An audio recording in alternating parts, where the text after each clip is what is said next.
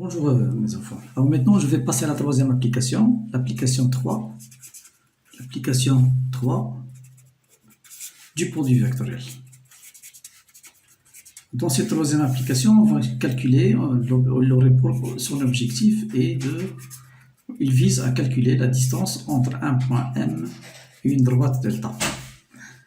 Où le delta est la droite qui passe par un point A et orienté par un vecteur U de coordonnées ABC. Voilà. Bon, si je fais une figure, pour rapprocher ça, vous avez la droite delta qui est là, il passe par le point A, voilà, et puis je cherche la distance entre le point M, un point M, et la droite delta.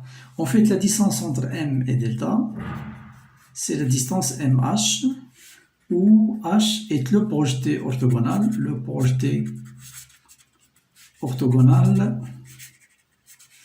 de M sur la droite delta, c'est-à-dire ça. Voilà, je projette orthogonalement et j'obtiens le point H. Bon, il faut profiter ici du produit vectoriel de la norme du vecteur. Je vais chercher la norme du vecteur AM vectoriel U. Voilà, le vecteur AM vectoriel, le vectoriel U. Le U, c'est le vecteur directeur un vecteur directeur de la droite plutôt.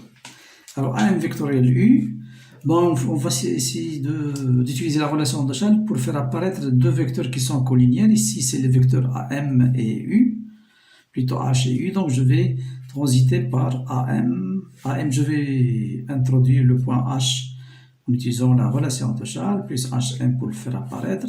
Vectoriel U, qui est égal.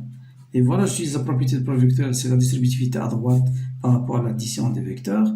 Ça serait AH vectoriel U plus HM vectoriel U. Voilà.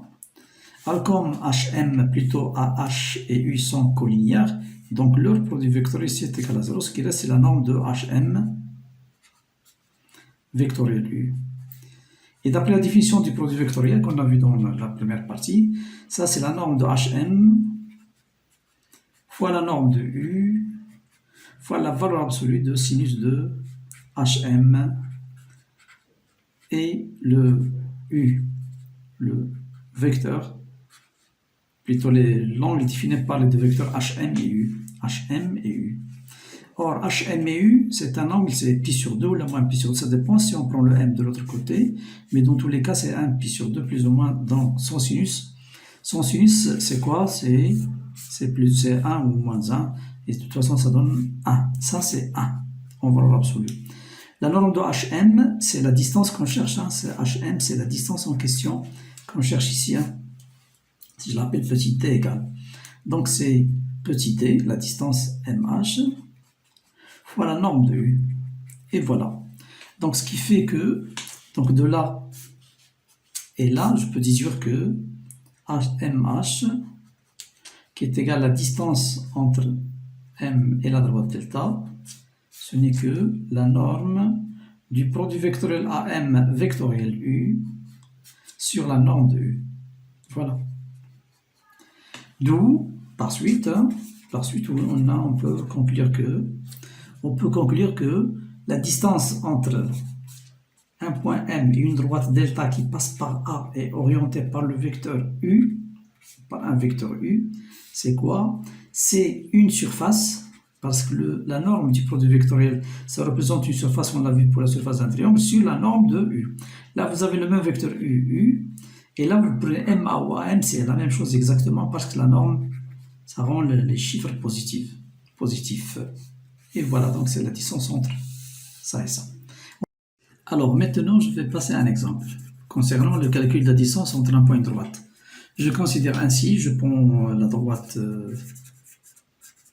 delta, la droite delta qui passe par un point A de coordonnées 1, 2, 3 par exemple, 1, 2, 0, et de vecteur directeur U de coordonnées 1, moins 2, 1 par exemple.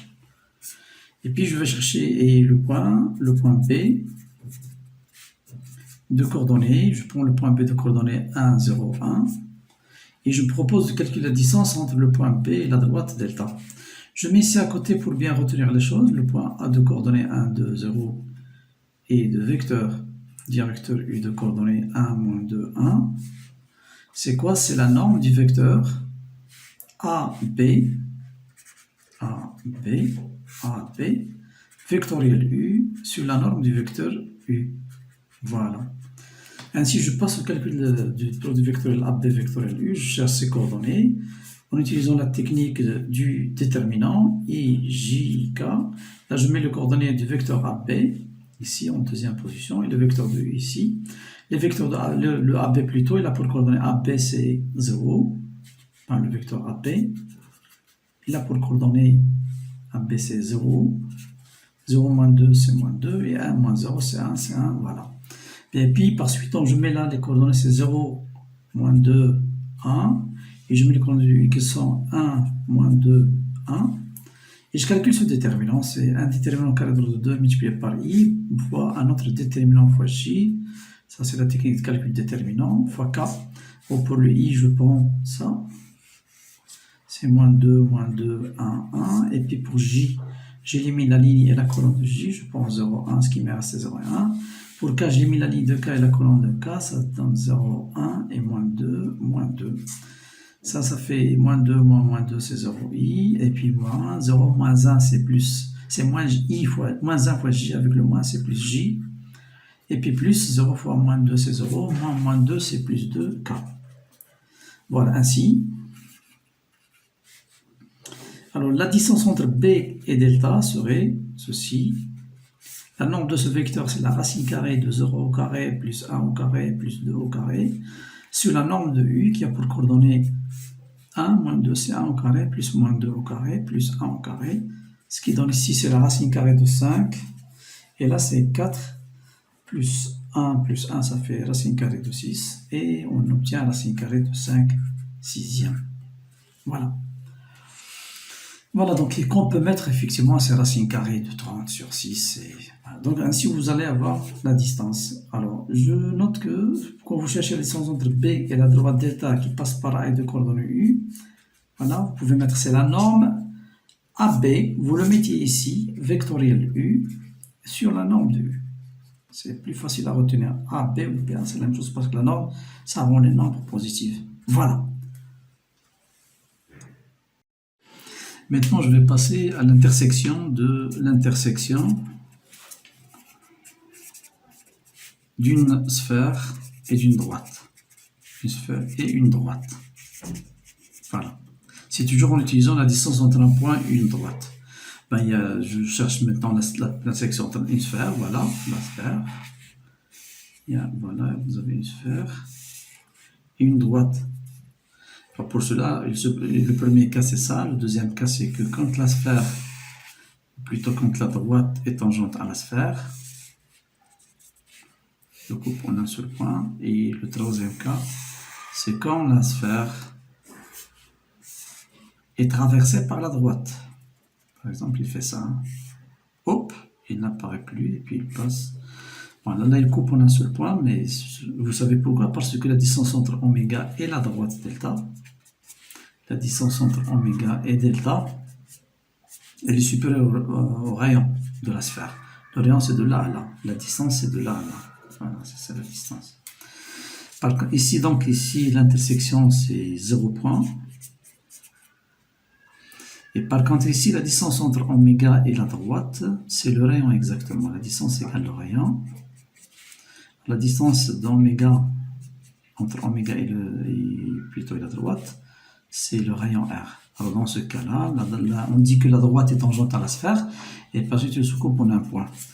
Et puis après, mais quand vous avez maintenant la droite delta, il traverse la sphère en deux points A et B, ou bien E et F. Et puis vous avez l'oméga, parce que la distance entre oméga, voilà, entre oméga et la droite, la distance entre oméga et la droite delta, elle est plus petite que le rayon R. Par suite, il se coupe en deux points. Mais maintenant, les données de la sphère et de la droite. La sphère, elle est donnée par son centre oméga de coordonnées ABC, son rayon R. Et la droite, elle est donnée par une expression, un point, un vecteur directeur. Par suite, on peut dire c'est une expression analytique qui est sous la forme ben, il passe par un XH plus alpha T, YH plus bêta T, gamma H et ZH plutôt plus gamma T. Voilà. Donc ça, c'est les points pour lesquels passe la droite. Un certain point quelque part ici ou là. Et les alpha bêta, c'est les coordonnées du vecteur directeur de la droite. Alpha, bêta, gamma.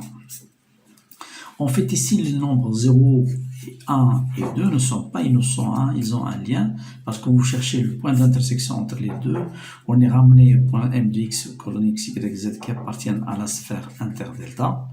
Là, on est ramené à résoudre un système de la forme, l'équation de la sphère c'est X moins A le tout au carré, plus Y moins B le tout au carré, plus Z moins C le tout au carré, égale à R carré. Vous avez le système X égale, Y égale, Z égale. On remplace les expressions de ça dans les expressions de tout ça dans l'équation de la sphère, et puis on obtient une équation de second degré sous la forme mt carré plus pt carré plus q égale à 0. Et en fait, c'est une équation de second degré, de deuxième degré en t, une équation de second degré, ou bien il a 0 solution, c'est delta négative, ou bien il a une solution, ou bien il y a deux solutions. Voilà. Mettons, je vais passer un exemple qui détermine la position entre deux plans. Voilà. C'est-à-dire quand vous avez deux plans, ou bien ils sont parallèles ou confondus, ou bien, ou parallèles ou confondus, c'est à partir des vecteurs normaux des deux plans, NP et NQ, ça c'est P et ça c'est Q, et l'autre vecteur c'est NQ, donc s'ils sont parallèles, c'est que les vecteurs NP et NQ sont collinéaires et par suite leur produit vectoriel est nul. Ça c'est le premier cas. Le deuxième cas, c'est que quand les deux plans plutôt, ils se coupent en une droite. Voilà.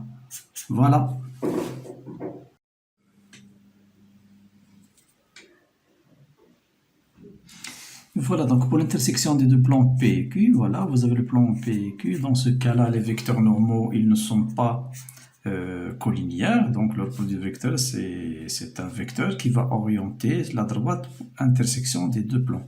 Je vais vous montrer ça avec un outil didactique très simple. Vous avez les deux plans là vous avez la P et Q. Voilà, les deux plans P et Q. Alors, le plan P, il est là. Bon, je vais un petit peu ramasser la part. Le plan P et la son vecteur normal, c'est ça. Si je pense que vous voyez bien ça. Voilà, les vecteurs normaux.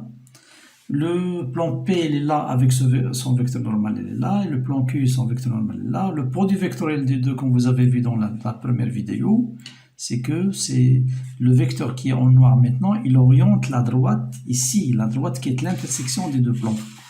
Donc le produit vectoriel des vecteurs normaux des deux plans est un vecteur qui est en même temps un vecteur directeur de la droite delta. Par suite, pour déterminer l'intersection des deux plans, il suffit, et là un vecteur directeur, c'est celui-là, qui est le produit vectoriel de vecteurs normaux, et il suffit de trouver un point de cette droite que je vais vous montrer comment le faire à travers un exemple simple. Voilà. Si je prends par exemple les plans, si je prends le plan P d'équation x moins y moins z et puis moins 1 égale à 0, et puis le plan Q d'équation x plus y est égal à 0. Bon, le vecteur normal de P, c'est NP de coordonnées 1, moins 1, moins 1, et le vecteur normal du plan Q, il a pour coordonnées 1, 1, 0. Si je calcule le produit vectoriel NP vectoriel NQ, ça serait un autre vecteur U de coordonnées. On va avec tout calcul fait comme ce qu'on a fait dans le premier chapitre, la première vidéo ou la définition du produit vectoriel. On trouvera dans les coordonnées c'est 1, moins 1 et 2, c'est-à-dire qu'il est égal à I moins J plus 2K. Ainsi, donc, la droite delta en question que je parle ici, la droite delta, donc, il passe par le vecteur, il a pour vecteur directeur U de coordonnées 1, moins 1, 2, qui est le produit vectoriel des deux vecteurs normaux du deux plans. Maintenant, ce qu'il faut chercher, c'est le point A. Un point A plutôt de la droite. Alors, le point A, il appartient aux deux plans P inter Q. Donc, il doit vérifier les deux équations les deux équations de plan P et Q. Pour le résoudre d'une manière très simple, il suffit de donner par exemple à x, à y une valeur. Donc pour y est égal à 0 par exemple, on a x égale à 0. On a x égale à 0. Et par suite, on trouve z égale à moins 1. Ainsi, la droite en question, qui est l'intersection de P et Q, se régale la droite qui passe par le point A de coordonnées 0, 0, 1, et de vecteur directeur U, 1, moins 1, 2. Voilà, ça une méthode. Une autre méthode pour trouver le point, c'est que vous pouvez remplacer x, y, z par des points, plutôt on remplace si on met y égale à t, on trouve x en fonction de t, puis z en fonction de t, on trouvera une représentation paramétrique de la droite delta. Voilà. Voilà, bon courage.